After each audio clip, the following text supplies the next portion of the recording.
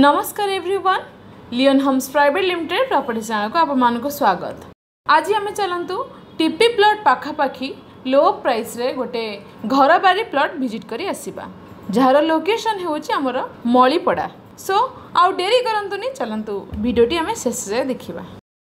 नमस्कार, भुवनेश्वर नुआगाँ काटेनी जो रोड अच्छी से रोड आम बहुत थर देखी से रोड रे आसुची मळीपड़ा।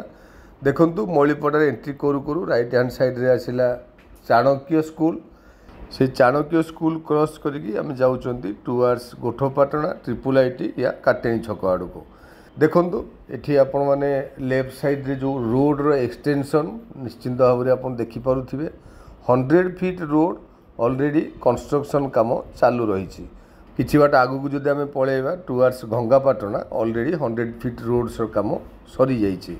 एनिवे यही रोड रे बहुत पुराना स्कूल जोटा कि टाइम्स गुरुकुल प्राय समस्ते जानते। से टाइम्स गुरुकुल रहिला लेफ्ट हैंड साइड रे, तार किछि बाट पूर्वरु राइट हैंड साइड रे जो आंब गछटी हमकु दिसुची ता साइड रे आमे एंट्री करूचंती राइट हैंड साइड रे, जोटा कि आरआई ऑफिस देगी आमे जिबा आगो को। एई रोड रे आमे आगरो आपण मानु किछि वीडियो भी ऑलरेडी शो करैथिलु। एबे एंट्री करू करू जस्ट फ्यू मीटर्स गला परे आमर लेफ्ट हैंड साइड रे आसुची मळीपड़ा आरआई ऑफिस। सो ये मळीपड़ा आरआई ऑफिस लैंडमार्क रखिकी आमे आगो को चलिबा। आमे जो 100 फीट रोड देखिले सेही रोड रु आमर डेस्टिनेटेड प्लॉट पर्यंत distance only 700 metres. Left hand side रे आपण देखंतु बहुत गुड़ाए अपार्टमेंट बहुत आगरू ऑलरेडी कंप्लीट हो सारी।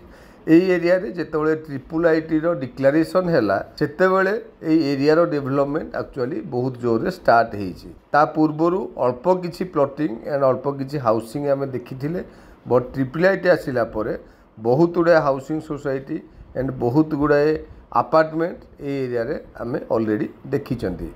ये जो रोड रे आमे जाउचंती ये रोड भी बहुत जल्दी काम हो जाउछि एंड ए एरिया रो किछि एक्सटेंशन भी प्लान अछि।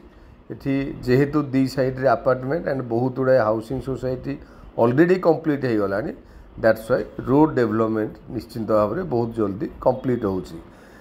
एई रोड रे किछि बाट आमे आगु गला परे आमे लेफ्ट हैंड साइड को जदि जिबा ताहले सेई ट्रिपल आईटी भीतर को जिबा हरी आमे मेन रोड रे जदि गोठपाटଣା छक क्रॉस करके जाउचंती ताहले राइट हैंड साइड रे ट्रिपल आईटी और यही रोड रे गले भी आम लेफ्ट हैंड साइड रे ट्रिपल आईटी रहिबो। सो आगरे ट्रिपल आईटी रही जाउची, तार किछि बाट पूर्वरु आमे राइट की टर्न करूचंती टुवर्ड्स आवर डेस्टिनेशन। एई मळीपड़ा एरिया रे मु जेमती कहिली ट्रिपल आईटी आसिला परे ए एरिया रो डेवलपमेंट हेइची, बट एबे टाउन प्लानिंग रो डिक्लेरेशन एंड 100 फीट जो आमे देखिले काम चलीचे सेई रोड रो एक्सटेंशन हैला परे ए एरिया रो क्रेज बढ़ी जाइची। आज डेट रे एठी जहाँ पाखे प्लॉट अच्छी से माने आउ प्लॉट सेल करिया चाहूना एंड आउ गोटे इंटरेस्टिंग है आम प्लॉट को एकदम नियर रे टीपी प्लॉट बा टीपी प्रोजेक्ट आम प्लॉट रो नियर रे अच्छी, बट आम plot T town planning area भितर नाही।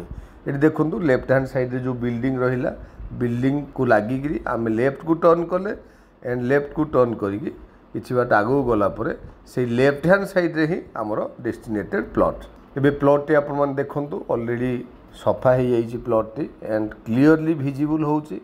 एठी लैंड एरिया जहाँ अच्छी आमे फ्रंटेज एते भलो आमे दी जण चाहिबा जदी निश्चिंत भाव में दीटी प्लॉट करके नहीं पारिबा। लेफ्ट साइड रे जो बाउंड्री आमे देखिले से बाउंड्री हैला से बिल्डिंग रो बाउंड्री। सो एठी समस्ते बड़ बड़ प्लॉट आगु किनिकी रखिथिले एंड आज डेट रे किछि किछि लोक घर करूचंती। एनीवे जेहेतु टाउन प्लानिंग एरिया रो बहुत क्लोज एंड जेहेतु मळीपड़ा एरिया रो डिमांड बहुत भलो अच्छी, सो आपण माने विजिट कले डेफिनेटली प्लॉट टी आपण मानू भल लागिवो। Thank you. लोकेशन टी तो आपण माने जानि पारुथिबे, ए एरिया सहित आपण माने निहाती परिचित थिबे। एठी हमर लैंड एरिया 3310 स्क्वायर फीट रो अछि। आपण माने दुई जन मध्य चाहिले प्लॉट टी को डिवाइड करी नहीं पारिबे। फ्रंटेज होउची 68 फीट, जेमिति मु कहिली घर बारी हेई सारिछि येलो जोन मध्य। आउ आपण मानकर रिक्वायरमेंट रो ईस्ट फेसिंग प्लॉट प्राइस होउची पर स्क्वायर फीट 2000 800 रुपीज़। आउ डेरी नक आपने लोकेशन टी विजिट करूँ। इनक्वारी तले थे नंबर कांटेक्ट करूँ। चैनल को सब्सक्राइब करूँ। एमती रेगुलर वीडियो देखा रेगुलर प्रॉपर्टी अपडेट पाइबा do like share and comment. Thank you.